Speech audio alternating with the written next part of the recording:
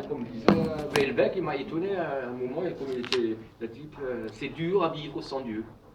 Il a dit ça. C'est étonnant qu'il ait dit Bah ouais. ça, ouais. Parce que lui, il n'a pas de clair. limite, il est tout le temps oui. bourré, il n'a pas de limite, il va en crever. Mais qu'est-ce qu'il a plus la mort, qu'est-ce qu'il y a après Au bout d'un moment, là, il commence à dire. Le problème, c'est qu'il n'y a pas d'intermédiaire, comme on l'a cru. C'est ou Dieu ou Satan, il n'y a pas de juste milieu.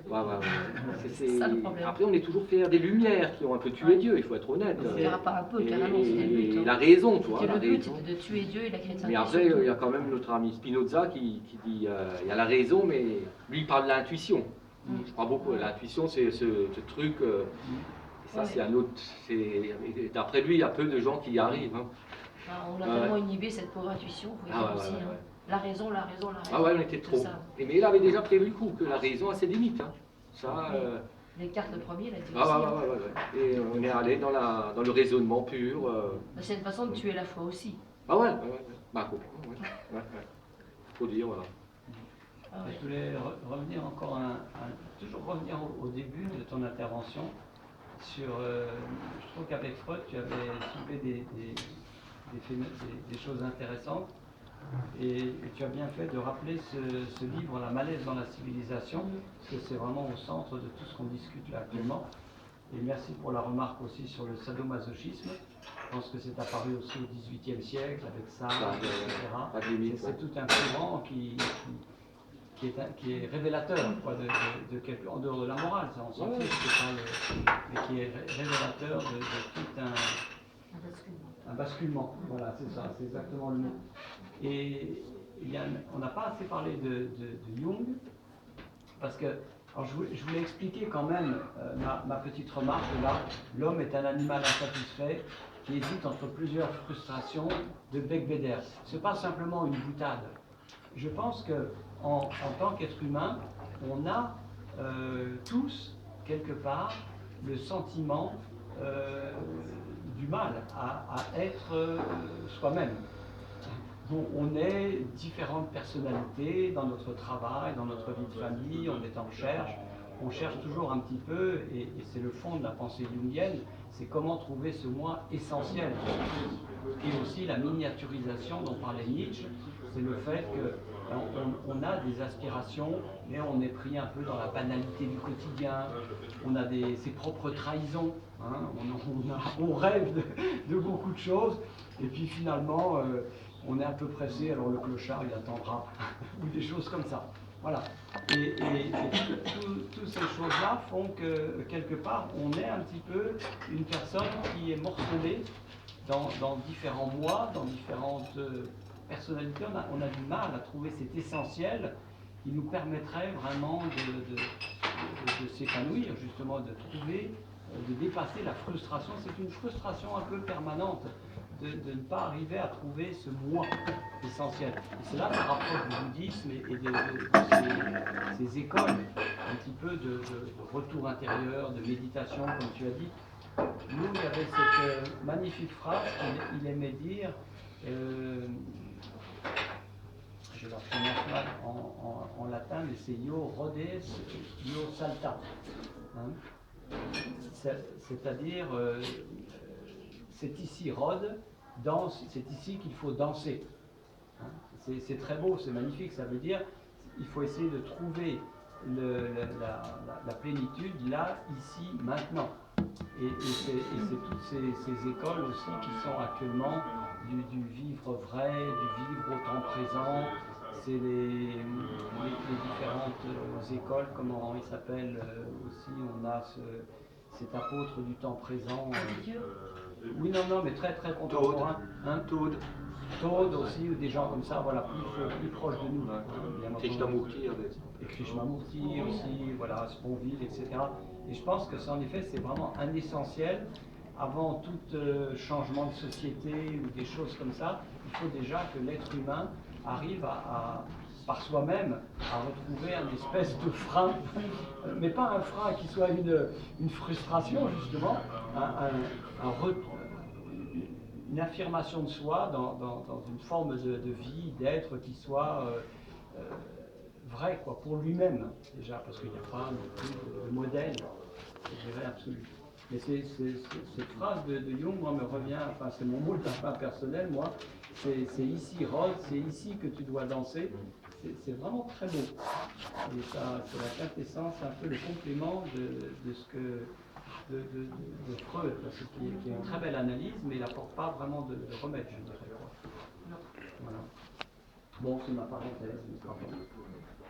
Autrement dit, la frustration, ça demande, pour l'accepter en tout cas temporairement, une humilité peut-être qui fait défaut à notre époque. Ouais. L'humilité, c'est une chose. avec l'humilité, c'est une grosse clé, qui est une vertu bafouée aujourd'hui. Du côté des perdants, qui est mal vu, ou qui est associé à l'esclave où la soumission négative, alors qu'en fait l'humilité c'est celui qui sait intérieurement, qui rit comme le Bouddha intérieurement, mais qui sait très bien pourquoi il y consent.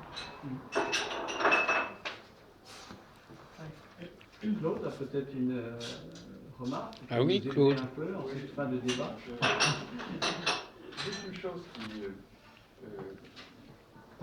Sabine a, en fait, si j'ai bien compris, a établi une sorte tenté d'établir une sorte de dialectique entre désir, frustration et plaisir.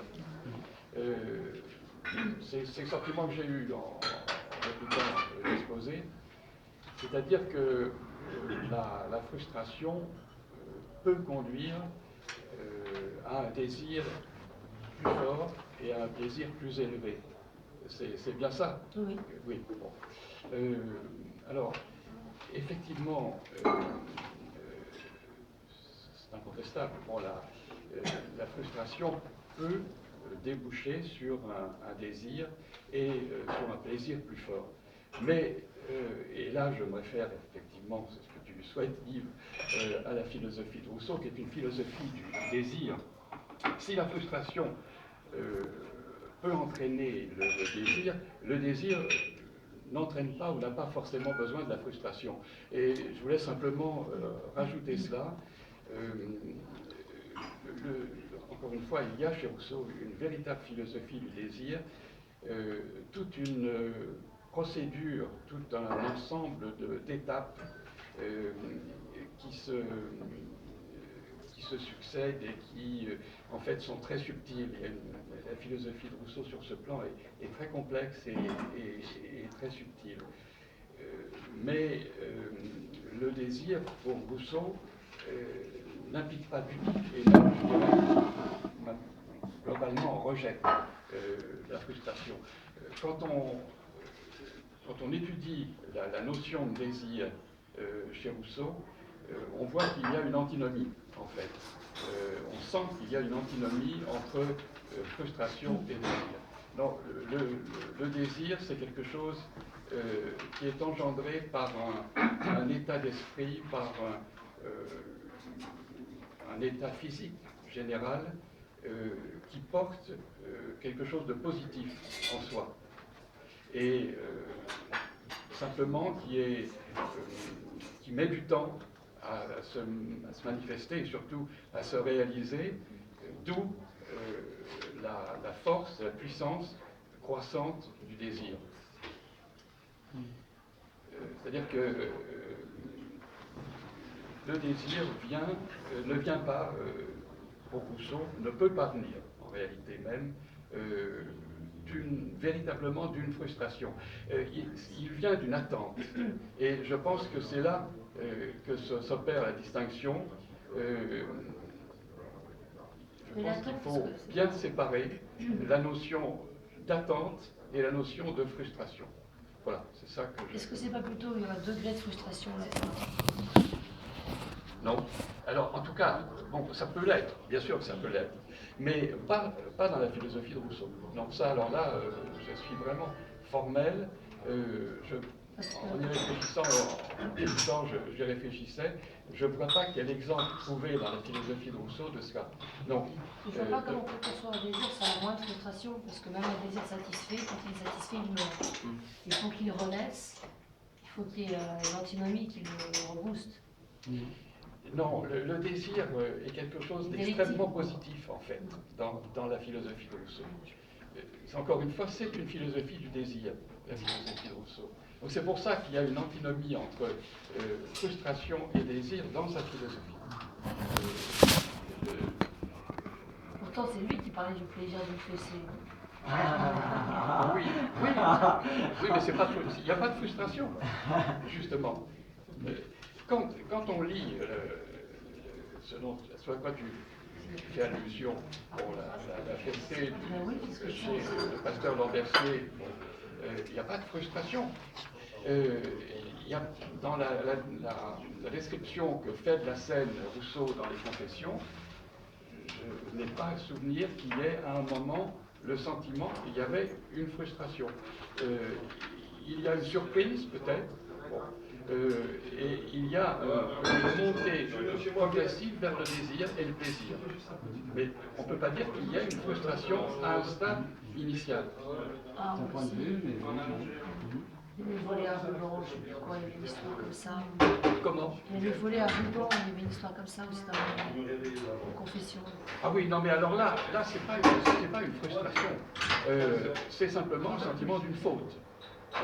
Oui, effectivement, l'affaire du ruban de Marion, oui, c'est quelque chose qui a marqué Rousseau, mais il l'a marqué non pas sur un plan de processus psychologique, mais sur un plan moral. Oui, mais ça peut être la frustration de l'image de perfection qu'on peut avoir de soi-même. Il se reconnaissait fauteur, pécheur comme tout le monde, quoi. Oui. Oui, mais alors à ce moment-là, je parle chez Rousseau, hein, je ne mets pas du tout en cause le reste, bon. Mais chez Rousseau, à ce moment-là, il n'y a plus de relation avec le désir. Il peut y avoir effectivement une frustration par rapport à l'image que Rousseau avait de lui et qu'il souhaitait voir se développer et développer. Mais il n'y a plus un lien direct avec le désir. On n'est plus dans la même logique.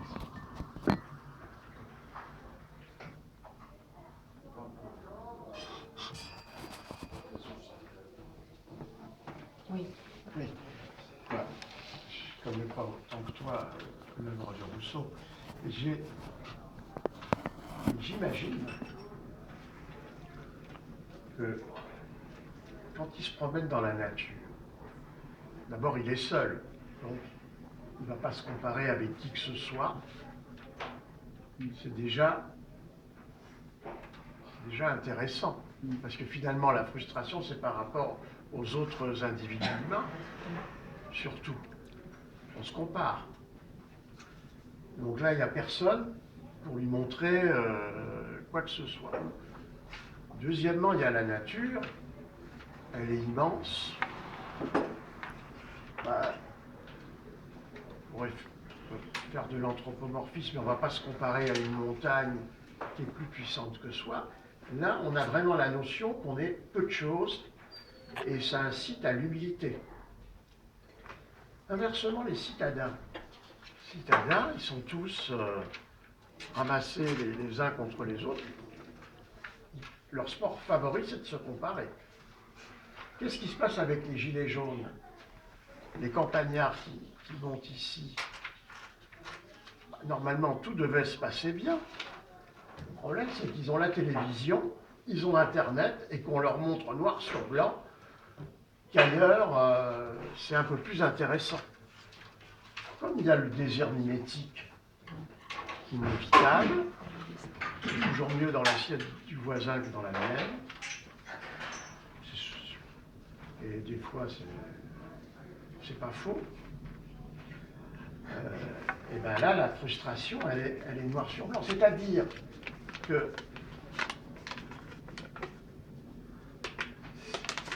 on leur dit noir sur blanc, ben vous savez, à côté de ce qui se passe à Paris, évidemment les Champs-Élysées, c'est pas par hasard parce que c'est un concentré de luxe, ben vous, c'est pas grand-chose. Hein. Voilà, c'est clair. C'est pour ça que ils viennent et puis s'ils peuvent casser, ben, je ne crois pas, mais ils cassent, mais ça repousse. On est frustré de ne pas avoir ce qu'on aime,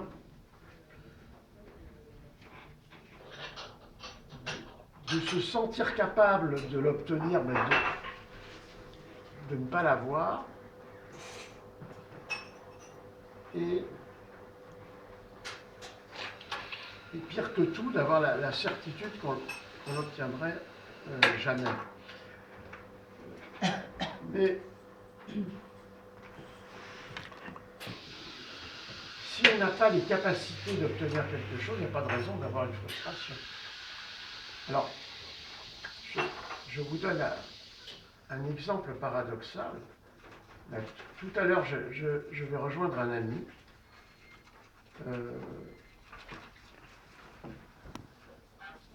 Et ben, sa frustration à lui, quand il était jeune, c'est de ne pas avoir fait encore, parce qu'il a fini par faire ses études, parce qu'il a une grande volonté, il voulait être médecin. Mais c'est le fils d'un ingénieur, et le père a dit, ben, tu seras ingénieur. Alors ce garçon, c'est un parcours extraordinaire.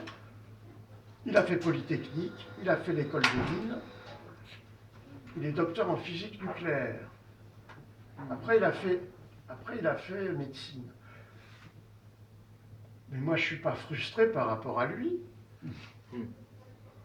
Parce que j'aime pas les maths. Alors, de toute façon, je m'en fous. Ça ne crée aucune frustration. J'aime pas ça. À partir du moment où j'ai le sentiment de ne pas avoir les capacités, moi je me moque de ne pas avoir porté le bicorne. Ou d'avoir dansé le quadrille des lanciers. Et voilà. Par contre, lui, il est très heureux de faire la médecine générale. Il a fait ce qu'il voulait. Et tout le reste, il ne la ramène pas avec ça parce que c'est pas l'essence, c'est pas sa vie. C'est autre chose, c'est une vie antérieure. Et comme on subit les pressions sociales, on y succombe quand on est jeune. Et c'est comme lors d'une réunion similaire, il y avait Albert Jacquard qui faisait un topo là au Dôme du Marais, rue des Francs-Bourgeois. Alors, il disait, c'est un démographe, c'était un démographe. Il disait n'importe qui, justement, est capable de faire Polytechnique. Moi je suis pas d'accord, mais il critiquait ça, il disait tout ça. Mais je lui dis, je l'interpelle, je lui dis, mais enfin, vous dites que c'est pas bien de ça et ça, et vous avez fait Polytechnique. Et elle a dit oui, mais c'était ma famille, la pression de ma famille. Donc, et c'est là que je comprends les choses, que finalement, il a fait la démographie au lieu d'être, je ne sais pourquoi, PDG d'une multinationale, ce qu'on attend finalement d'un polytechnicien, d'être ingénieur de l'armement, etc. Et voilà. La frustration, c'est surtout ce qui serait à portée de main et qu'on n'obtient pas. Maintenant, il y a un autre phénomène, c'est que quand bien même on l'obtient, ce qu'on veut, mais ça ne suffit pas. Comment dire? La frustration vous crée une douleur. Si ça c'est le zéro de, disons, un état d'équilibre, mais un homme équilibré, on va le rencontrer. Alors là, puis une fois qu'on obtient le truc, ça fait un petit saut, et hop, ça redescend pour vouloir autre chose. C'est dur la condition humaine. Parce que c'est ça. Des espèces de trucs, comme ça, pouf, ça remonte un peu, et hop, ça redescend, parce qu'il y a encore autre chose. C'est embêtant d'être dictateur. Hein, parce que... Oui. Je ne sais plus qui c'était l'auteur, je crois. C'est pas facile, je pense que c'est dans la nature humaine. Ça doit être quelque part dans les gènes. Alors d'un autre côté, et les gens qui ont tout, bah, ils sont blasés, ils sont déprimés. Ils- ça vaut pas mieux. Ah oui. Ah ouais, ouais, ouais. Oui. Ah oui. Quand on passe à